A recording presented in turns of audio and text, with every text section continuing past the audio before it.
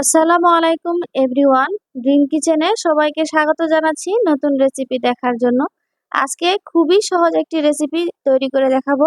আজকে শাপলা রান্না করে দেখাবো। চিংড়ি দিয়ে শাপলা কিভাবে রান্না করলে সবচেয়ে বেশি মজার লাগে এই রেসিপি আপনাদের সাথে শেয়ার করব।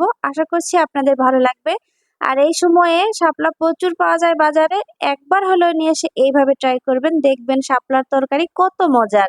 আমি বাজার থেকে এরকম ২-টি শাপলা কিনে নিয়ে এসেছি। এটাকে এখন বেছে নিব। শাপলার এই ফুলটাকে আমি নিচ্ছি না। ফুল দিয়ে অন্য কিছু বড়া তৈরি করা যায়, সেটা অন্য একদিন দেখিয়ে দিব। আজকে এই শাপলার ডালগুলো নিয়ে নিচ্ছি আমি। ডালটাকে প্রথমে এভাবে ছিলে নিতে হবে। এরকম একটা মিডিয়াম সাইজ করে কেটে নিব আমি। খুব বেশি বড়ও না, আবার খুব বেশি ছোটও না, মিডিয়াম সাইজ করে এভাবে কেটে কেটে নিতে হবে। তো সবগুলো শাপলা আমি এই একইভাবে কেটে নিব, একই সাইজ করে। এক সাইজ করে কাটলে খেতে ভালো লাগে, দেখতেও ভালো লাগে। এরপর কড়াই বসিয়েছি। কড়াইটা গরম হয়ে গেলে এখানে একটু তেল দিয়ে আগে থেকে নুন হলুদ দিয়ে ভেজে রাখা চিংড়ি মাছ এর সাথে দিয়ে দিচ্ছি। আমি চিংড়ি মাছের খোসা ছাড়িয়ে নিয়েছি। খুব সামান্য পরিমাণ চিংড়ি দিয়েছি, কারণ শাপলা দেখতে যতটুকু, এটা রান্না করার পরে খুবই অল্প হয়ে যায়।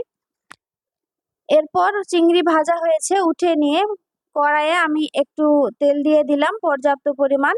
এরপর দিয়ে দিলাম ১ মুঠ পরিমাণ পেঁয়াজ কুচি। পেঁয়াজটার কাঁচা গন্ধ চলে যাওয়ার পর এর সাথে দিয়ে দিলাম ১ চামচের মতো কালো জিরা। কালো জিরা দিয়ে একটু নেড়েচেড়ে নেওয়ার পর পেঁয়াজের কালার যখন ব্রাউন হয়ে আসবে এ পর্যায়ে দিয়ে দিচ্ছি লবণ স্বাদ মতো, দিয়ে দিচ্ছি হলুদের গুঁড়া, এরপর দিয়ে দিচ্ছি মরিচের গুঁড়া। এরপর এটাকে একটু নেড়েচেড়ে নিয়ে এরপর এখানে আমি দিয়ে দিচ্ছি রসুন বাটা সামান্য একটু। বাস এতটুকু মশলাতেই এই রান্নাটা করব। আর বাড়তি কোনো মশলা দেওয়ার প্রয়োজন নেই। যখন এটা খুব ভালোভাবে একটু মশলাটা কষানো হয়ে যাবে এ পর্যায়ে শাপলাগুলো আমি এর সাথে দিয়ে দিচ্ছি। এরপর এটাকে খুব ভালো করে নেড়েচেড়ে নিব। আর কোনো রকমের পানি এই রান্নাতে ব্যবহার করা যাবে না। তবে হ্যাঁ, চাইলে একটু খানিক মানে ছুলনিটা ধুয়ে যে পানিটুকু দিতে হয় সেই পানিটা আপনি এখানে ব্যবহার করতে পারেন। এরপর বেশ খানিকক্ষণ একটু নেড়েচেড়ে নেওয়ার পর যখন এটা খুব ভালোভাবে বলক আসবে এ পর্যায়ে আমি এখানে কাঁচা মরিচ দিয়ে দিলাম। কাঁচা মরিচ দিয়ে এটাকে ঢাকনা দিয়ে রেখে দিয়ে কিছুক্ষণ পর ঢাকনা উঠিয়ে এর সাথে আবার চিংড়ি মাছ দিয়ে দিলাম।